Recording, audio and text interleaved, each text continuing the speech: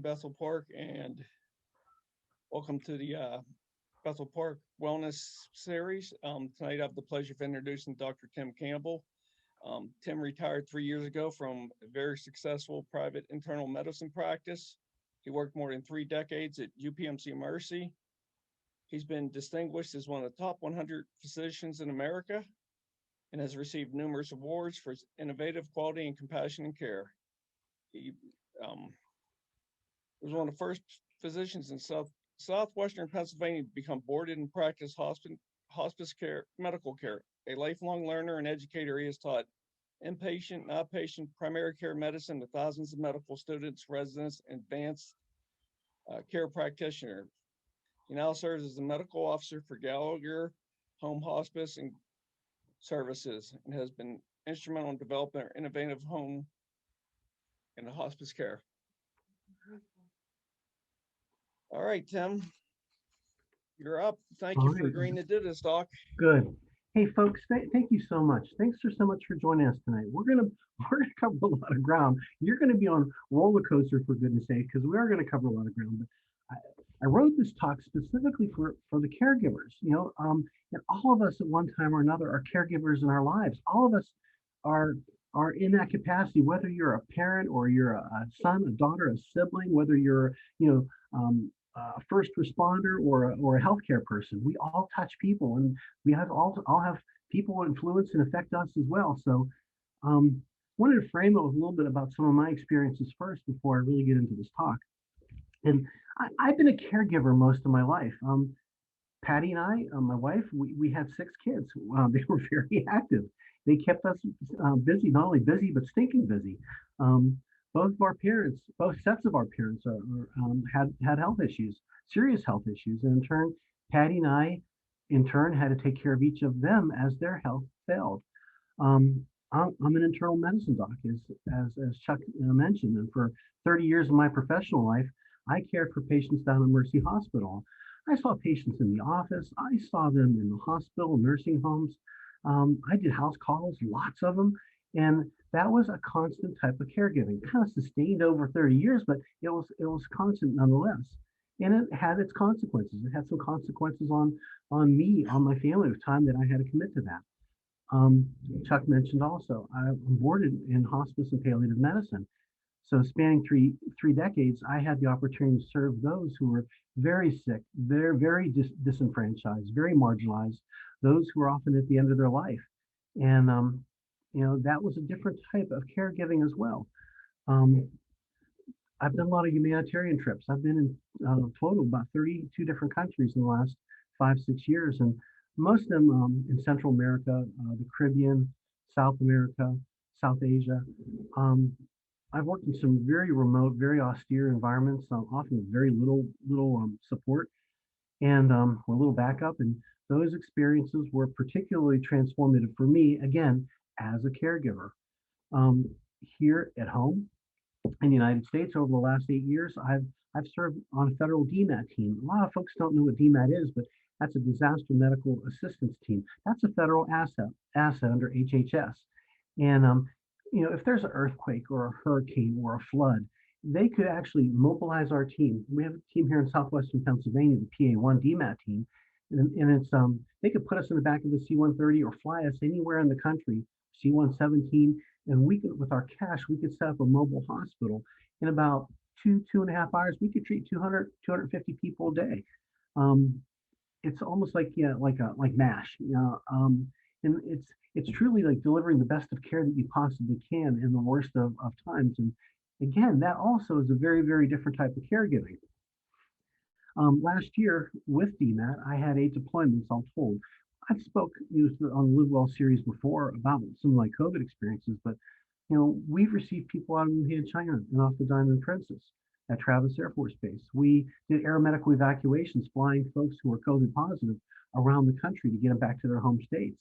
Um, we worked in ICUs. We worked in isolation units around the country. We've served in hospitals that were completely overrun with COVID, where they were at 110% capacity, where people have beds in halls, and that 80 to 90% of the patients were COVID positive. And at some of these hospitals, half the staff was out because they were sick. So they were being replaced with agency nurses or other staff. So two, those experiences also rendered for me, again, a different type of caregiving.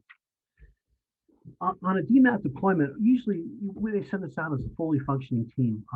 About 35 healthcare providers, the command staff, logistics, communication folks, pharmacists, respiratory therapists, you name it, everything you could do, the clinical staff to get and set up a hospital. But on a recent deployment, when we were out, we were actually told to be broken down into smaller teams. We are one of these, well, a couple of these missions were in border hospitals that had been overrun with COVID. And our command staff would break us into these strike teams of like 4 people. And we were supposed to go into some of these hospitals and do need assessments to take a look at these folks and find out where would it be the best place to put our responders in. What can we do the most good for the most people? So with that, I will show you slide 1.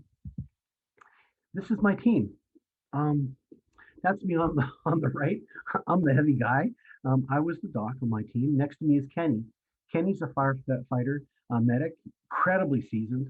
He's cool, calm, collected. He's incredibly experienced across the board. Kenny has had many deployments under his belt. He's kind of like the epitome of grace under fire, and he was our team leader.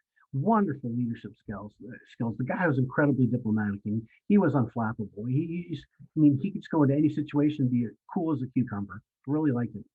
Next to him is Kimmy. She's got the big smile. And Kimmy, she's an emergency room registered nurse. This was her very first DMAT deployment. And Kimmy was the paragon of kindness and compassion. She was always moving, always, what can I do to help? Always helping, always in service. She would give you the shirt off of her back. She had a heart as big as Texas. And if you look at her hat, you see the Texas star and the Texas flag. That's because she was from Texas as well. Dominic, big smile over there on the far left. He's another firefighter medic. Another amazing man. This was Dominic's first mission. He had not been out on a DMAT mission prior to this. And though he was new to it, he had many years of clinical experience under his belt as a firefighter medic. Strong, flexible, eager to help, incredible can-do attitude, and funny.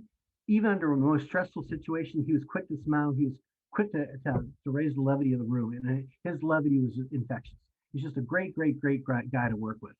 So this was our strike team, and we were assigned to just evaluate a border hospital that was in crisis secondary to COVID. And we were supposed to determine where to put our resources, whether we should dedicate a whole team to this one particular hospital, or if we needed to look at another facility. Kenny and Dom, paramedics, we had to hit the emergency room first, and the operating rooms rather. They wanted to see what's, if there's any medic needs down there, what their needs were across the board. Kimmy, the nurse, she hit the med surg floors to ascertain what the nursing needs were there. I took the units. I went to the ICU and the CCU, and I tried to hook up with some of the medical staff to determine their needs. So we all split. We all went different directions. Now, this hospital that we were at only had 20 ICU beds. They had 80 people on ventilators. Now, you heard me right. They had 80 people on ventilators. So what they would do is they would take other floor beds, other floor units, convert them into ICUs, to go ahead and maintain these patients. It was basically like a makeshift ICU. And remember, this is our first day. We were just there to do needs assessment. When I went onto one of these units, one of the very first units, as soon as they found out that I was a doc, I said, "Hey, I'm here to help. What can I do? Tell me a little bit what's going on." I heard, "You're a doctor? You're a doctor?" I said, "Quick, I have a patient over here that just extubated himself. Could you tube him for me?" I have another nurse grabbed me and said, "I've got a patient who has a pressure of 60 over nothing. I need a pressor order right now." Another grabbed me and said, "Doc, I have a patient on 4 peripheral lines, and I'm dripping pressors in all 4 arms, and I don't have a central line. Could you put a central line in for me?" In the next 8 hours, I ran 4 codes. I intubated 3 people. I put in 4 central lines and did a chest tube for a collapsed lung. And then I gave way too many orders to count for intensive care unit orders to get and sustain people. Several of these nurses in this unit were crying. They were bawling. I sat and talked with them a little bit. We had a little bit of a breather. I said, "What's going on? Fill me in. Tell me what's going on." And again, remember, half these nurses were agency nurses. They were just there to fill in because many of the hospital staff was off sick. And they were so burned out. And they said that I'd been the first doctor they had seen in 3 days. You heard me right. I was the first doctor they had seen in 3 days. So a few days later, I caught up with one of the critical care docs and said, he was obviously visibly worn out, burned out, stressed like nobody's business. And I said, doc, what's going on? He said, Tim, I can only see 20 patients a day, maybe 25 if I really, really push it in an ICU setting, but I can't round on 80. Sometimes we're up to 90 patients. I can't round on that many people in a ventilator. I try to do the best I can, but I just can't see them all every day. And you could just see this man was just so tired, so broken. It just tugged at my heart like nobody's business. But this is what a hospital looks like in crisis. This is the side of the pandemic that many people never see. Many don't even know about it, for goodness sake. Caregiving has its costs. Sure, it has its human costs. Of course, we saw it in the patients, we saw it in the families, but we also saw this in the caregivers, the nurses, the medics, the doctors, the therapists, the lab techs. We even saw the administrators, the environmental folks, the folks who do the floors, the folks who take the cafeteria trays in, the cooks. We saw it throughout the whole facility. How could something like this not affect every single stinking one of us? So that's when we're out of the uniform and our scrubs doing the work. But let me show you another slide as well. You heard the statement: an audiovisual aid is worth 1,000 words. A picture is worth 1,000 words. I think this speaks volumes. This is Dominic. Now remember, Dominic is a very seasoned, very experienced, very strong, very capable medic. This is, I think, the end of our first day. Now Dominic, Kenny, Kimmy, they all had days identical to mine. We all had our different spheres that we were doing.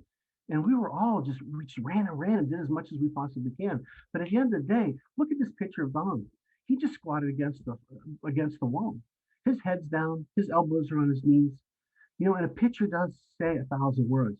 He was exhausted physically, emotionally, mentally. He gave it. He gave it his absolute all. We were all exhausted. Every single one of us. We gave it our all as well. And how could a day like that not affect you? But over the next next day, we went back and did it again. And we did it again and again and again. We were there for several weeks. And that's because we knew it had to be done.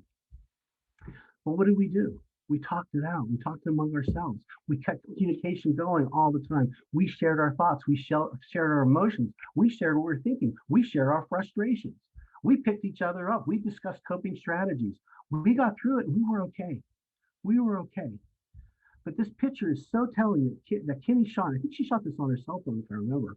It's so telling that actually HHS picked this up and used this picture, Dominic's consent, of course, and Kim's consent, to bring attention to what caregiver stress really looks like. It doesn't matter. It doesn't matter what capacity you're a caregiver. You could be a first responder. You could be a cop, a firefighter, a paramedic. You could work in a nursing home or an adult daycare center or a child care center.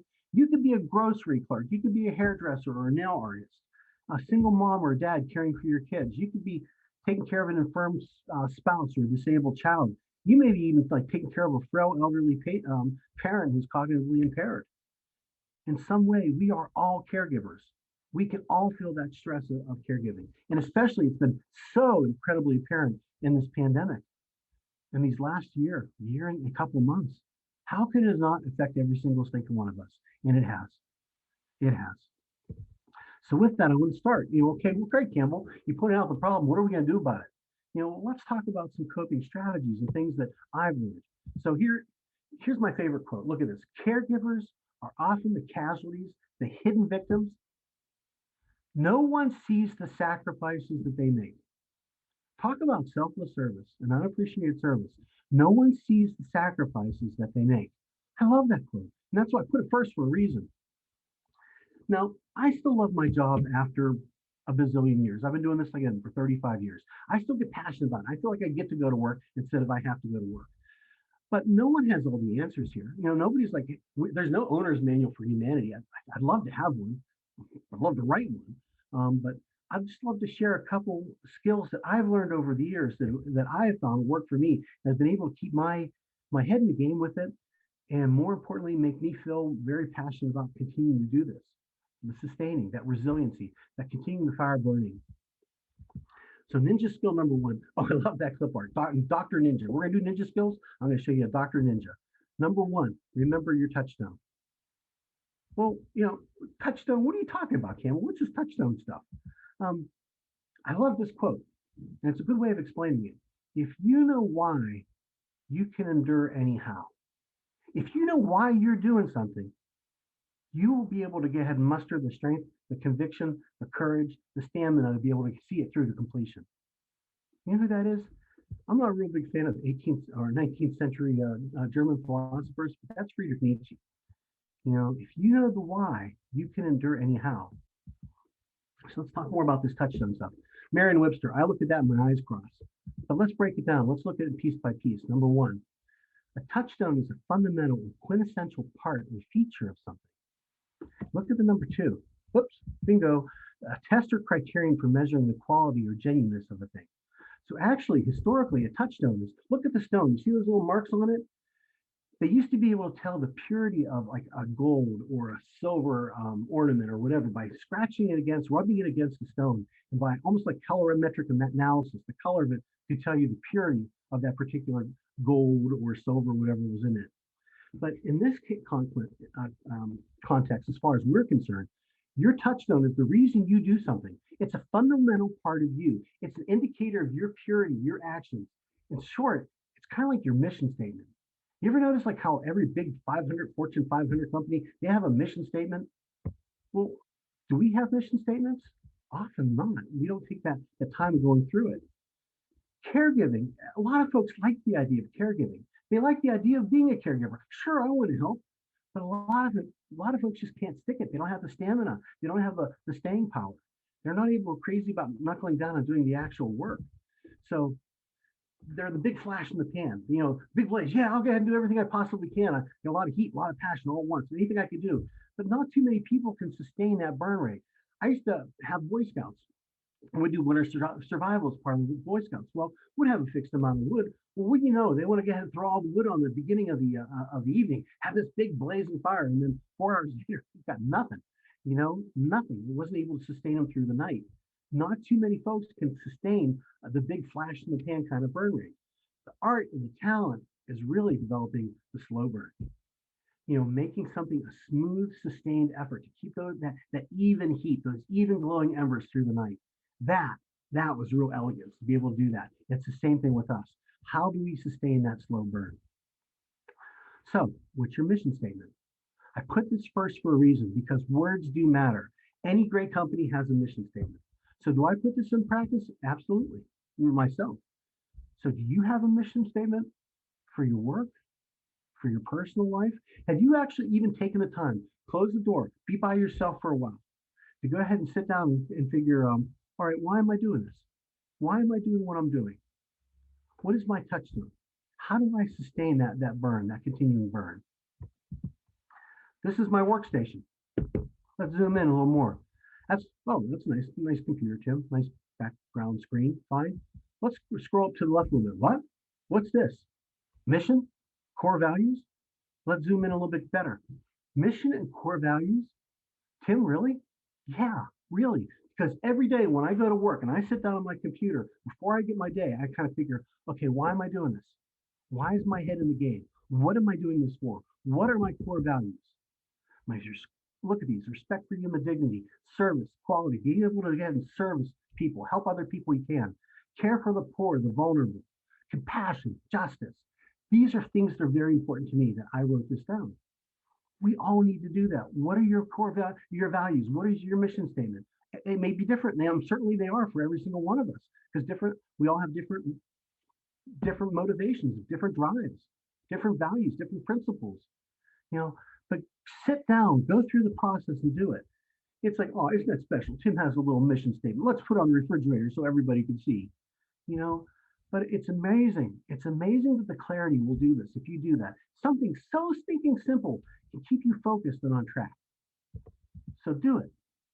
Write it down, journal, be honest, be brutally honest, be fair. Caregivers who remember their touchstones, they keep their finger on the pulse and they can keep their fire consistent and going. So that's ninja skill number one. Ninja skill number two. Laugh, like a lot. Oh, really, Tim? You're going to go there? Are you serious? What kind of frou-frou, nonsense is this? Feel good, But look at this, National Laugh Day. Did you know that we just had National Laugh Day last week, March 19th? National Laugh Day. Who knew? I didn't know. But gelotology is actually a field of emerging science. It's a field of study. It's rooted in the Greek word helos, which means laughter. And it's the study of laughter and its beneficial effect on the body. And you guys have seen Patch Adams, the movie. I mean, he was a gelotologist. Also actually pioneered by Dr. William Fry back in at Stanford University quite a while ago. But they think that laughter actually has therapeutic grounds, and it does. I want to share some interesting data with you. I'm going to pepper this talk tonight, this presentation, with a lot of good data, hard and fast medical data, evidence-based stuff to really kind of back up what I'm saying. And people can say anything, but show me a study. I want to see it. First, laughter promotes relaxation. We know that it improves circulation. It helps muscle relaxation. Look at this ape laying down. I mean, that's classic. That's me at the end of the day. That's the epitome of muscle relaxation. We know that laughter relieves symptoms of stress. And after you laugh, if you have a good hearty laugh, we know that those beneficial effects can last up to 45 minutes after the event. And it promotes a sense of relaxation, well-being. That comes without saying. We also know, this is curious, that it boosts your immune system. The stress hormones in your body, epinephrine, norepinephrine, cortisol, they do a lot of nasty, bad things to our bodies, but we know that laughter lowers each of those tremendously across the board. Here's a quote from Dr. Shields. He was a physician who actually studied the lymphatics. Deep diaphragmatic breathing, I'm reading this directly, creates a vacuum effect that pulls the lymph through the bloodstream, and doing so increases the rate of toxic elimination as much as 15 times the normal rate. That's huge. We understand also that different types of white cells, your natural killer cells, your macrophages that can consume a lot of the nasty tissue, the nasty infected cells in your body or diseased tissues, they work much more effectively and efficiently when you laugh. We know it improves your mood. What it does is laughter is like your feel-good hormone releaser. There's a bunch of hormones: endorphins, interferon gamma, serotonin. You've heard of SSRIs, serotonin uptake inhibitor, reuptake inhibitors like Prozac, Paxil, Lexapro.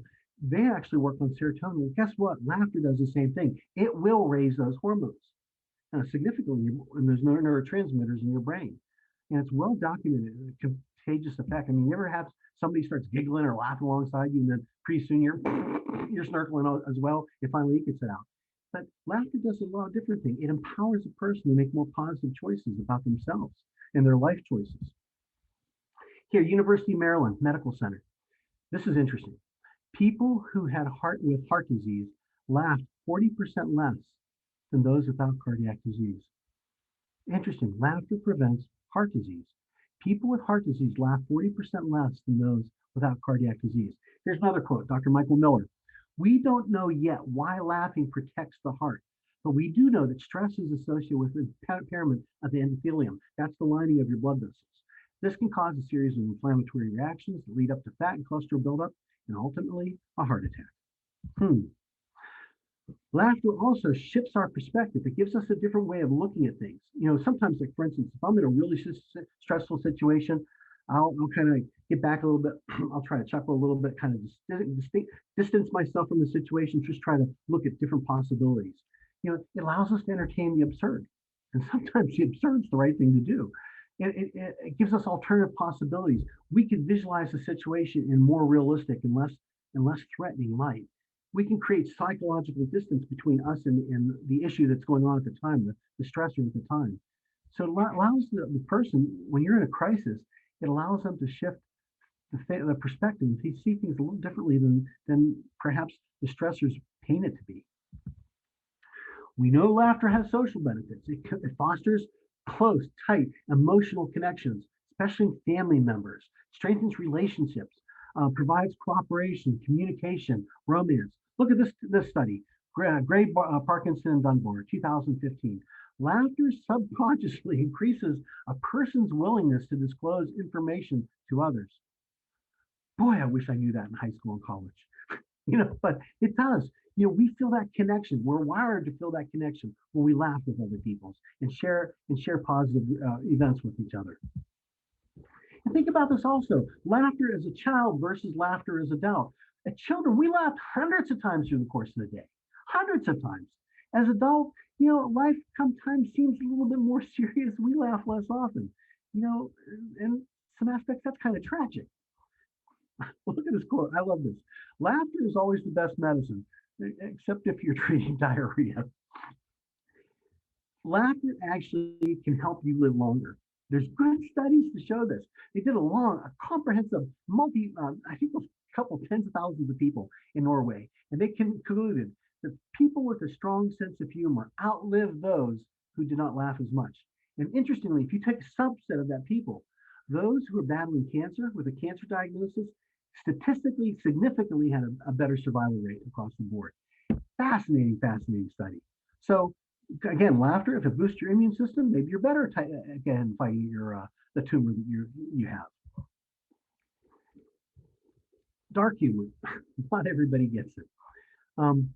Dark humor helps us to decompress and cope under stress. Have you ever seen the show MASH? I think MASH went on like 7 years longer than the Korean War actually happened.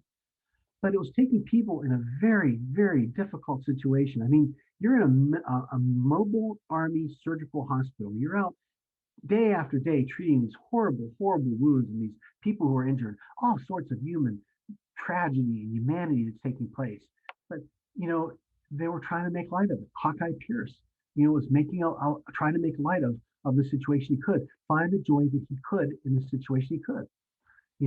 BJ Honeycutt, same thing. They try to do what they could. Dark humor could sometimes be socially incorrect, very inappropriate, you could say as well. As I mentioned, I'm a hospice medical director, and once a week on all our patients, we have all the nurses come together and we review all the patients and look at every single one of them. That time is a place for my nurses to come and decompress. We close the door of that room. The nurses could say anything they want. The social workers could say anything they want. What's said in that room stays in that room because people need a time to vent, to get ahead and unload themselves, catharsis. Sometimes a lot of dark humor comes out there, but it's important. It's important for them to be able to deal because it helps them decompress and cope under very, very stressful situations. This next cartoon, I remember this cartoon when I was little. 3 little pigs. Okay, you can see they're in the brick house, the brick piano. Take a look at the painting on the wall in the back with the arrow is pointing to. That links of sausage, it says father. That's terrible.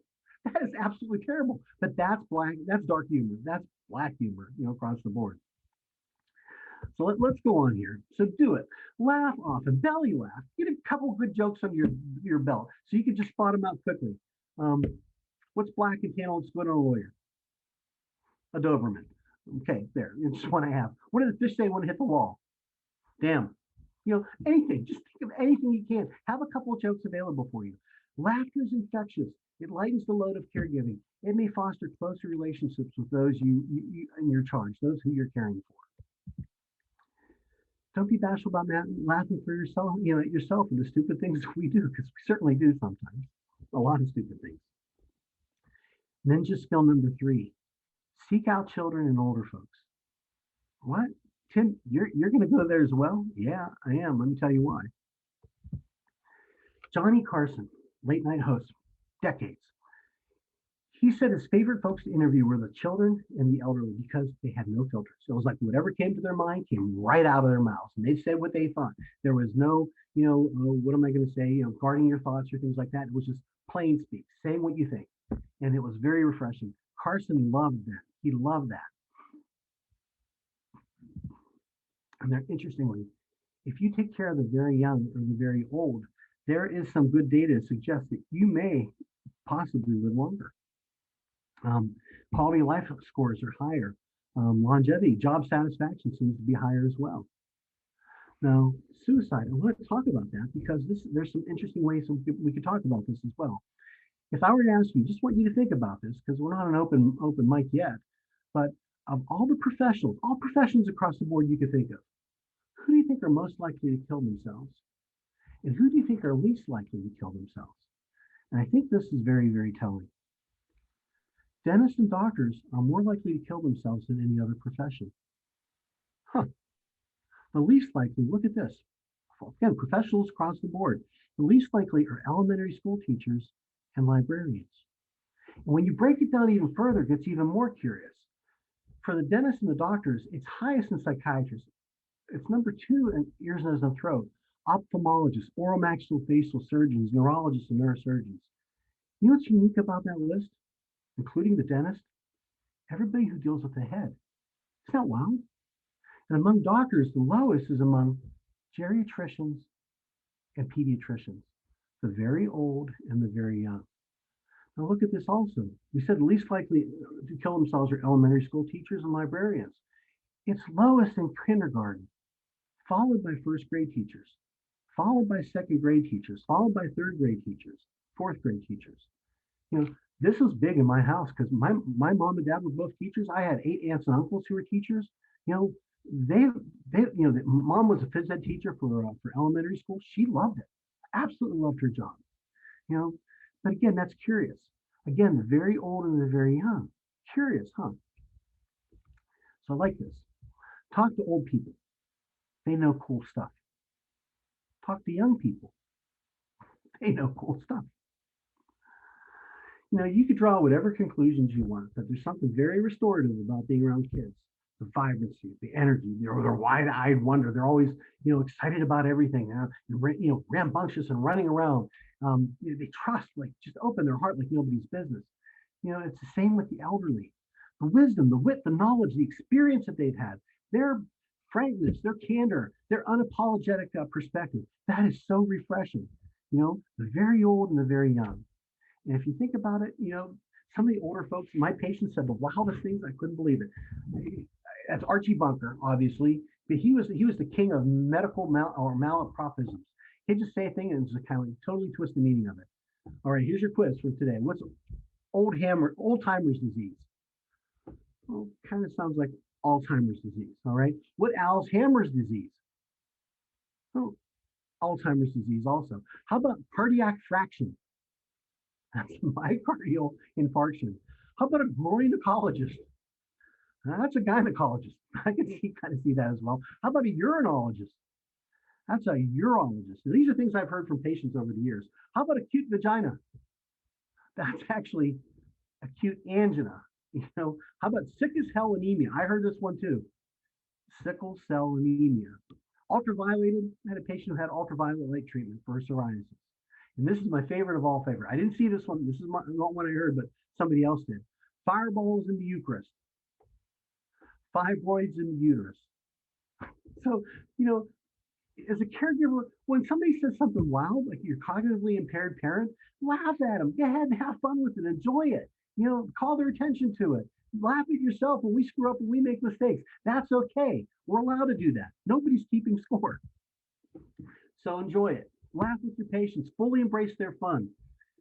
I put this picture in here as a reminder for me. I had a patient one time who was 93 years old. And she came in the office just with abdominal pain. She was having belly pain. And I took her history and I didn't get a lot of clues on it. So obviously next after the history and history, we do the physical examination. So I said, well, ma'am, I need to examine you to take a good look. This was in the late fall and early winter. So I help her up on my examination table. And she's got some arthritis and she's fumbling trying to get her button on her pants down so she could slide them down. She said, let me help you, man. Let me give you a little help. So I slide her pants down and she had thermal underwear on. Well, a lot of my patients had thermal underwear on. So I slide that down and there was another pair of thermal underwear. I slid that down and she had a girdle on. I slid that down and she had the grandma underwear that comes up to here. I slid that down, she had another pair of underwear. I slid that down, she had pantyhose. I slid that down, she had a smaller pair of pants with an incontinence shield underneath of it.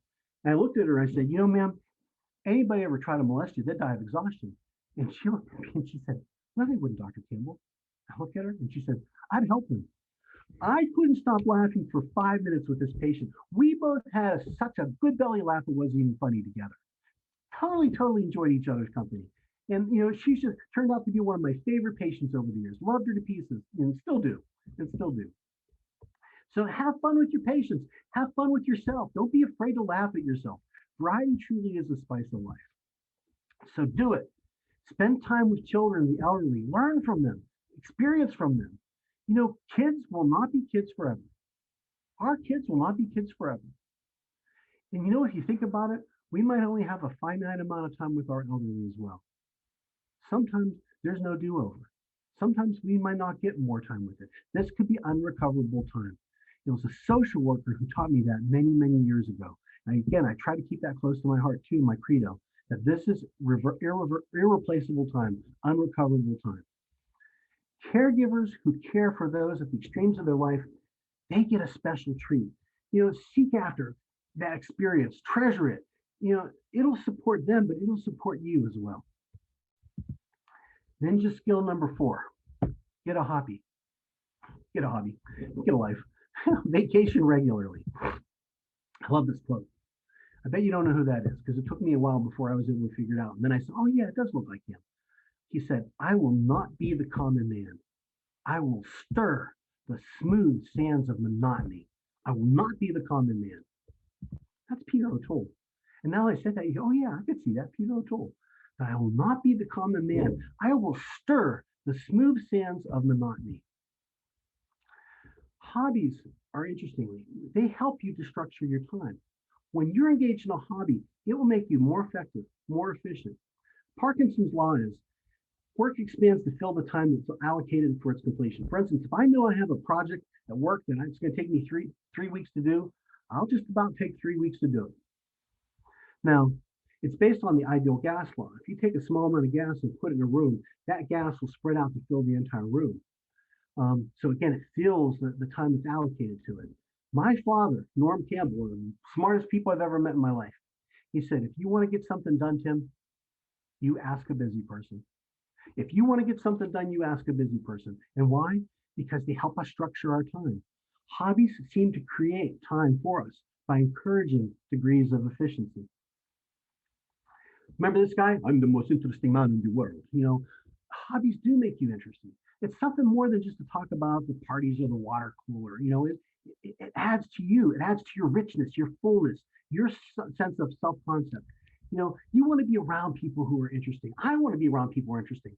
My dad always told me also, Norm Campbell, smartest person I've ever met in my life, said, Tim, never be the smartest person in the room. You never want to be the smartest person in the room. You try to learn as much as you possibly can from everybody else there. That curiosity, listen to their stories. If you're talking, you ain't learning. You know, we feel more inspired when we're around them, around these folks. And it helps you to deal with stress. You know, it's more than a distraction. It reminds you that there's a lot of other facets in this gem that makes your life. You know, yeah, you're an employee, but you're also a hobbyist. I got more hobbies than you could shake a stick at. Patty always says, why don't you like choose a cheap hobby? You know, she's an artist. You know, she likes French. Not me. You know, I like to go ahead and ski and go out and go biking and build a ham radio, you know, things like that. You know, she says, go find something cheap to do. But it's those other facets of our life that make us more complete, more whole. So if Tim Campbell just has his work and he does nothing else, and he gets fired or laid off, I got nothing to fall back on. I've got nothing. I got no other eggs in my basket. You know, so you want to expand yourself, your horizons, do things. So it's a matter of repose. I love this frog. Look at this frog. That is so cool. On a lily pad, no less. You know, is there something that you've always wanted to do that you just didn't start? Is there something you used to do that you love to do and then you quit doing it? You know, reach out to a new organization. Take something on a whim. Be open-minded. Go pick something you've never wanted to do before. I want to take up beekeeping. And Patty said, are you crazy? You know, so she shut that down. But it's something that was fascinating for me. Never, ever, ever, ever, ever say, oh, maybe someday when the kids leave the house, or maybe when I retire, I'll go ahead and do that. It never happens. Do it. Do it now. Carve out time now. Just do it. I love this quote, George Bernard Shaw.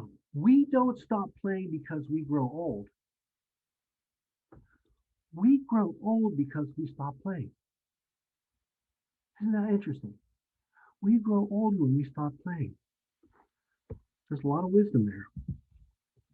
Here's a couple other interesting studies. Okay, Framingham Heart Study. These are on vacations. 750 women. Framingham study's been going on for decades. 750 women, no previous heart disease over the last 20 years.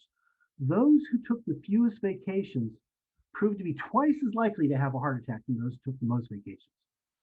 Huh, isn't that something? 2005 study, 15,000 women now. They found that the risk of depression diminishes dramatically when they take more vacations. Well, I can kind of see that.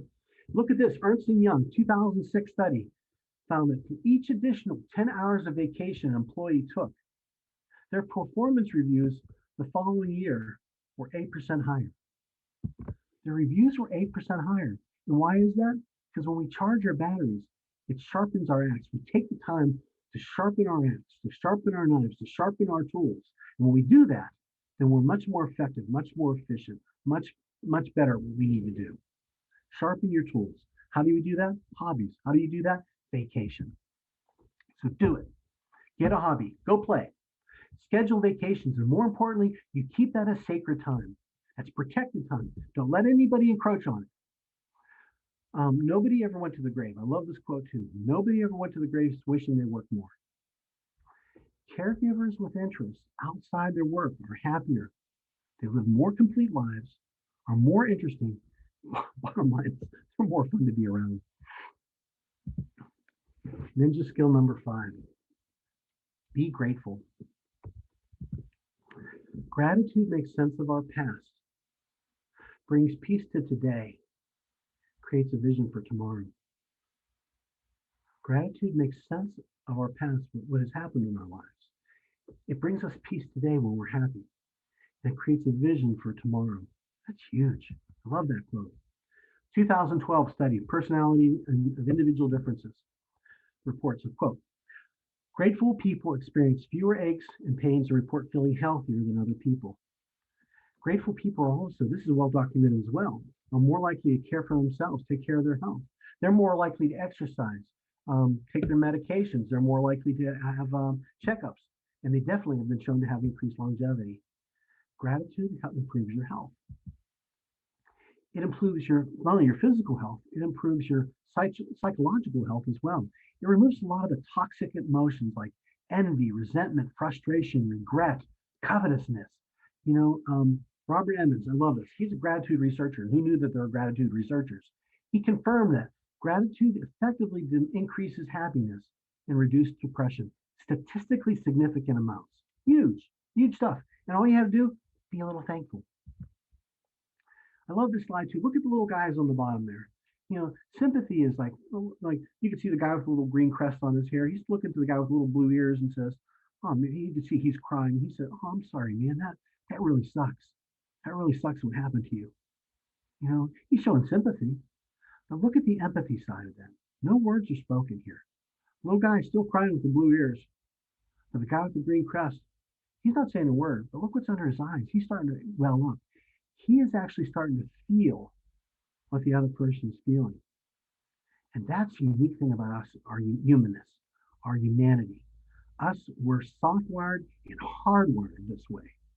2006 study, University of Kentucky revealed, grateful people are more likely to behave kindly and socially and are less likely to retaliate. The grateful experience more sensitivity and empathy towards other people. Gratitude increases empathy, reduces aggression, and all those negative feelings associated with it. And grateful people, they sleep better. There's a gratitude journal. I write in my journal most nights, consistently. 2011 study, a study of applied psychology, health and well-being. Writing in a gratitude journal improves your sleep. This is where I unload everything. I put my best thoughts and my worst thoughts in there as well. It's kind of like cheap therapy. It's like catharsis. You get to ahead and write it. Nobody can read my handwriting because it's medical doctor stuff. But it's doctor handwriting, but it makes me feel better. And it helps me order my thoughts, helps me plan my days and plans my life. And here's what's interesting. From again, applied psychology and health and well-being, they found that as few as 15 minutes of jotting down some sentiments before bed will help you sleep deeper and longer. It also improves resilience. These were a lot of studies that came after like 9/11 and after the Vietnam War. 2006 study, Behavioral Research and Therapy. Vietnam War veterans with higher levels of gratitude experienced lower levels of PTSD. Huh. You know, and in some of the aspects too, aren't we living in a post-pandemic world with those kind of stressors as well? 2003 study, Journal of Personality and Social Psychology. Gratitude was a major contributor to resilience following the terrorist attacks of September 11th. And this wasn't just the responders, this was the folks who were profoundly affected with it. You know, simply said, it fosters resilience. It gives you flexibility, emotional, psychological, spiritual flexibility in so many aspects as well. It increases your resilience, your ability to bend. I mean, if you think about it too, if you take any steel, if you want to make a fine, steel blade, they hammer and hit that steel and heat it and hammer it over. But by doing so, it increases the strength of the steel over and over again. Our experiences can strengthen us. They don't have to break us. They don't have to break us. Here's another quote from one of my favorite fellows. Yep, that's me, Tim Campbell. I love this. I don't know how I came up with this, but I use it in a lot of talks. But the magnitude of your gratitude affects the altitude of your attitude. The magnitude of your gratitude affects the altitude of your attitude. But basically, the more grateful you are, the better you're going to feel. And I found that for me, I don't have a good study to back that up in that particular slide, but for me, I know it always makes me feel better when I'm grateful for what I have. I'm grateful for the blessings that I've been given. I've been grateful for the kindnesses that have been done to me. And then my attitude improves tremendously. My outlook, my perspective changes. So do it. Make a gratitude list. You know, what are you grateful with your family, your friends, the kindnesses that have been done to you? Grateful for your health, your opportunities, your very freedoms. Nature outside. We're seeing spring, for goodness sake. So much to be grateful for now. You know, say please, say thank you. Tell your friends and family how much you value and appreciate them.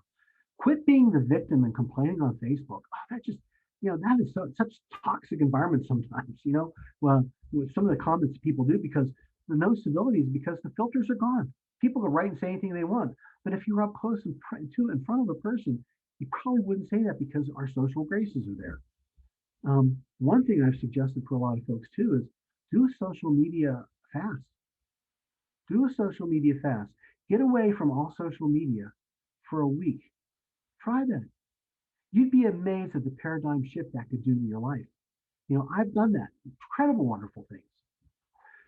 Caregivers who are grateful are happier, they're easier to work for, and they're more psychologically well. Ninja 6. We only got a couple left, 2 more left. Exercise. I mean, seriously. I love this. Yogi Berra. Baseball is 90% mental and the other half is physical. All right. We know that exercise does a lot of incredible good things for you. After you exercise, your blood pressure will go up while you're exercising, but afterwards it drops and stays lower. It raises your HDL. That's your good cholesterol. It lowers your total cholesterol. It lowers your triglycerides tremendously, more so than anything else. It dramatically decreases your cardiovascular risks, reduces your risk for heart attacks, stroke, diabetes, metabolic syndrome. But listen to this also. Drops your risk for depression, drops your risk for a variety of cancers, including breast cancer, colon cancer, esophageal cancer, reduces the chance for you developing arthritis and reduces your fall risk. A lot of good reasons not to exercise, or to exercise rather. Exercise, we talked about how important some of those hormones are in the brain before. It stimulates the feel-good hormones. Your serotonin levels will rise a little bit. Dopamine levels raise. It makes you feel happier, more relaxed. People feel better about their appearance. It builds their confidence and their self-esteem. It helps you fall asleep faster, helps you stay asleep longer as well. Deepens your sleep. You get into that deep delta sleep, that stage 4 sleep where you get the good muscle relaxation. But you don't want to exercise too close before you get to bedtime because it'll jazz you up, it'll energize you, and you won't be able to sleep. So try to exercise earlier in the evening, earlier in the morning or the afternoon if you can, not right before. Like, you're not going to go ahead and run a marathon and pop in bed and expect to fall asleep. It won't happen. So fitness is not 30% gym and 70% diet. Look at this. It's 100% dedication to your gym and your diet. I struggle with this. I've always had problems with the weight, but I love to exercise. I love to eat. I love to exercise. So it gives you an opportunity to unwind. It's social. We get outdoors. We engage in more activities that we want to do. Go biking now that the weather's starting to get a little bit nice. We've got wonderful trails in Bethel Park. Wonderful hiking trails. Connect with your family, your friends. It's fun. It's social. Just do it. And the bottom line is, I've talked to a couple exercise physiologists. Consistently, I've seen these numbers over and over again. The bottom line is, if you exercise 30%, 30 minutes, 75% of your maximum predicted heart rate. Now, what's your maximum predicted heart rate? 220 minus your age. Multiply that times 0.75. 220 minus your age, multiply 220 minus your age, multiply it times 0.75. That's your training heart rate. If you could do 30 minutes of that 3 times a week, from a physiologic standpoint, it's as good as if you exercised every day. Try to aim for at least 150 minutes a week if you could. 150 minutes of moderate activity or 75 minutes of really vigorous activity. That seems to be the cardiovascular benefits of it. Cardio, that's one thing. You can do that 3-5 times a week, like elliptical, stair climber, running. Strength training, that would be like free weights or weight machines. Try to do that 2 or 3 times a week. That increases your muscle mass. We have built within our bones something called mechanoreceptors. They sense the stress and the pull on it. When you do that, for women, especially postmenopausal women, it increases your bone density. Same with the muscles. When we use the muscles, we tear fibers, we rebuild fibers. We increase our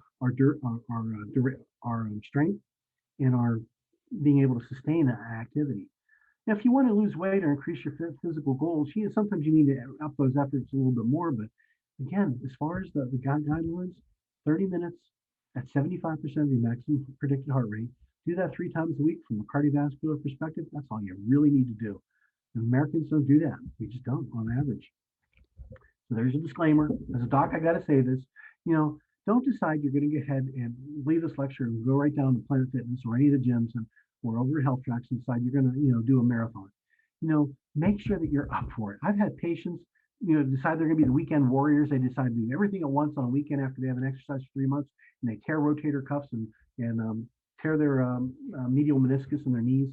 It's good. If you haven't exercised for a while, check with your doctor. He can give you some guidance, especially if you've got like heart disease or musculoskeletal disease, DJD, diabetes, neurological problems. Check with your doctor first. Hypertension, same thing. Make sure you're okay for it. So do it. Shoot for 3 up to 5 times a week if you can. Try to get 20, 30 minutes of cardio in. Try to do 20, 30 minutes of weight training. Change things up, whatever makes you interesting. Caregivers who are healthy and fit are more able to care more effectively and more completely. And all those benefits spill over in all parts of your life. All parts of your life. Last ninja skill, number 7. And we'll be wrapping it up. Sleep. Sleep is that important. That incredibly important. People just think, sleep, what is it? This is so important for your immune system. It's not even funny. Here's a quote from Ernest Hemingway. I love when I sleep. My life has a tendency to fall apart when I'm awake, Again, I'm not going to do too much details about this, the benefits of sleep, but we know it does incredible things for our body. Improves your lifespan, improves your memory, helps your body heal, reduces your stress, improves your physical performance, improves your immune system. Everybody says, oh, you need 8 hours of sleep a night. There's no good data on that. You show me 100 different adults, I'll show you 100 different normal sleep schedules for them. And a lot of that depends on their age. The rough rule of thumb is, you probably need about 6 to 8 hours as an adult. Probably need more. Most of our sleep, usually when we're like teenagers, you need a ton of it when you're a baby, but drops a little bit with early childhood years. When you hit teenage, hardly anybody gets as much sleep as they should. But as adults, on average, 7 to 8. I know folks who get by on 4 hours of sleep and they're fine with that. I know folks who need 10 hours every night or they're trashed. It's so variable from person to person. But if you can, try to go to bed and arise at the same time every day. We want to reinforce that circadian rhythm that we have. We want to limit our sleep schedules no more than an hour, even on weekends. So if you're getting up at 6 every morning, try to get up no later than 7 on a Saturday because you want to reinforce your sleep cycles. Don't go to bed hungry. Don't go to bed stuffed. Avoid a lot of heavy meals right before you pop in bed at night, because then you're going to have reflux all night long.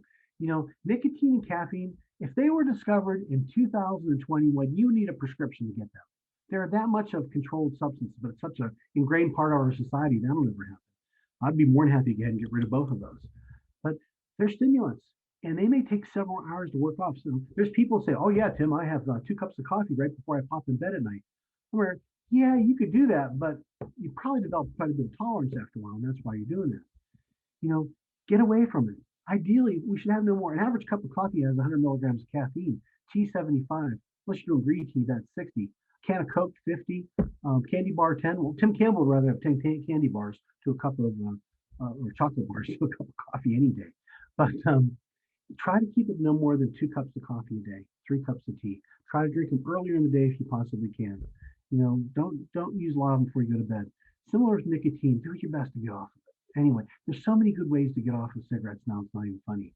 And alcohol, people say, well, I'll have my aperitif before I go to bed. A glass of wine will help me sleep better. Well, it may make you sleepy, but it might actually disrupt your sleep quality. And it's not real good for a lot of things like gastrointestinal health. Increase our acid secretion. You get your peak acid secretion about 2 o'clock in the morning. We don't know why, but it seems to happen. So about 3-4 years ago, I went to actually, no, 3 years, nothing. It was about 5 years ago. I went to hear one of the sleep gurus talk out in the Midwest. And he gave a couple pointers, and I put this into play in my house.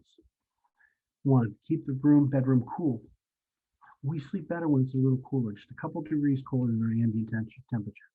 We sleep better in a dark environment too, and when it's quiet.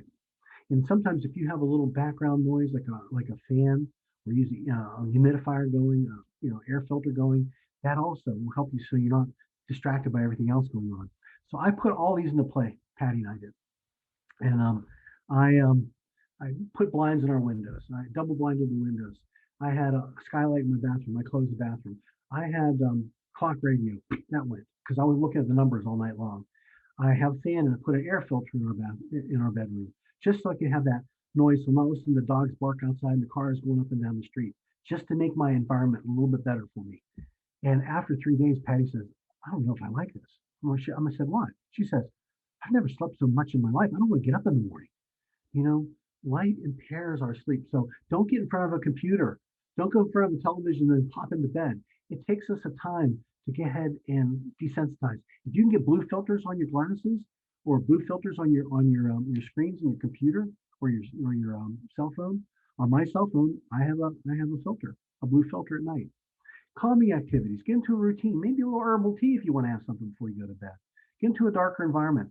I have a dimmer along my light. So what I'm doing is while I'm reading at night and reading my medical journals, I'll just kind of sit there for a little bit and then I'll turn the dimmer down, or I'll turn the dimmer on my phone if Patty's already asleep. Turn it down a little further. Turn it down a little further. Pretty soon my eyes are crossing. I'm ready to hit the hit the sack like nobody's business. So avoid naps. Naps will keep you up at night. Try to limit, if you have to nap, no more than 30 minutes. Night workers, you might need to nap before you go to work, to build up your sleep debt. But try to keep away from them. A lot of people get into the day-night reversal. Manage your worries. You can't pop into bed and think you're just going to fall asleep if you got a zillion things on your mind.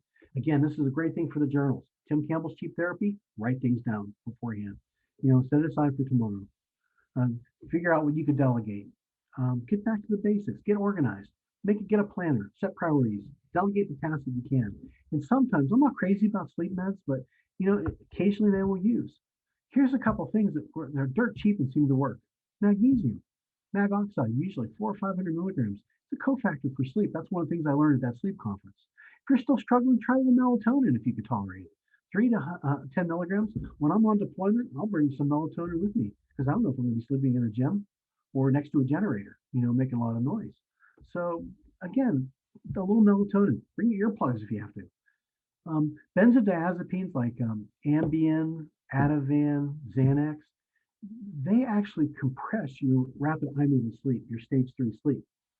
So actually, they suppress your sleep, and then you get REM rebound when you stop them. So people have worse symptoms. So the benzos can make you unconscious, but you may not improve your sleep quality. Ambien, you know how it got its name? AM, bien. Bien in Spanish means what? Good, right? AM, morning. good morning. They came up with that idea, the name for that, because it's only lasts a few hours. It's only supposed to be, I think, your bloodstream like 4 hours or 5 hours. So it'll get you asleep, but it's not going to knock you out till the morning. Again, it's still a benzo. I'm not crazy about using it. Try the melatonin and magnesium if your doc thinks it's okay first. So do it. Prioritize your sleep. Create a restful environment. Caregivers who get a good night's sleep, they could take on the world. They could take on anything. Optimizes their work and life routines. So here, putting it all together, remember your touch strengths. So laugh a lot. Seek out children and the old folks. They're good for you. You get to see people at the extremes of life. Get a hobby. Vacation regularly. Keep those times sacred. Be grateful. Exercise. I mean, like seriously exercise. And then sleep. Protect your sleep as much as you can. And that's all I really wanted to share with you tonight. They seem kind of simple, but how many of us really go through the steps of really going through and doing this? I promise you, I know that it could really help you if you do. It can help us deal with a lot of the stressors in our life, especially the post-pandemic stressors, but it also can help us be more kind, more caring, more compassionate, and do a little bit better job in our aspects of like being caregivers and touching so many people's lives. So good. Chuck, I'll bounce back to you. Up to yours, buddy. A couple outtakes. I heard we don't stop laughing because we grow old. We grow old because we stop laughing. That's right. George Bernard Shaw. Is that a great quote? Yeah, it is. Kathy Moscato actually has it in her office. That's where I've seen it. I love it. I love it. That's nice. Good job, Kathy. That's perfect. And the Far East medical practitioners now are prescribing, I can't remember the word, but it's basically get out in the woods, get out in nature 3 times a week for an hour each time. They're saying this is better than any medicine you can take for stress and everything. Get out and just, walk into the woods and read a book. Get on to Simmons Park and walk up in those woods, read a book. Go to the 40 acres on the Allegheny Land Trust just bought it on the boundary of Bethel and Castle Shannon. You're right. Montauk Trail, I love walking on that. It's not a strenuous exercise, but then you see people, and it's, hey, how you doing? Of course, you're keeping your distance right now, but I see a lot of people, for instance, Chuck, also taking like vitamin D, D3, 1,000 to even like 5,000 units a day for some people. You actually make 80 to 90% of your vitamin D from sunlight. But the kicker is, what do? We're inside all day. We cover up. We get 40 sunny days on average in Pittsburgh each year. You get outside, you make most of your vitamin D. You don't need you really don't need to take any pills for it. But there's something very restorative about being in the woods, being around green. There's something very restorative about, hearing birds chirp, watching flowers bloom. So I think you're spot on. Go play, go vacation. Yeah. There's there's a recreation department has a tagline, put a little play in your day. Yeah, sure. I like it. It's something unique, but you need that.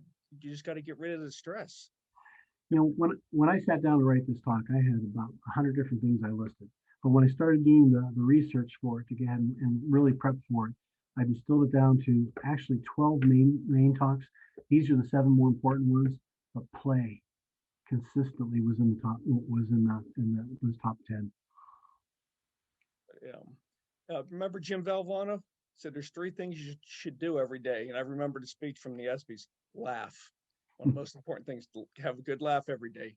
Spend a little time thinking every day and cry every day. And I'm like, puts things in perspective, buddy. It sure does. It does.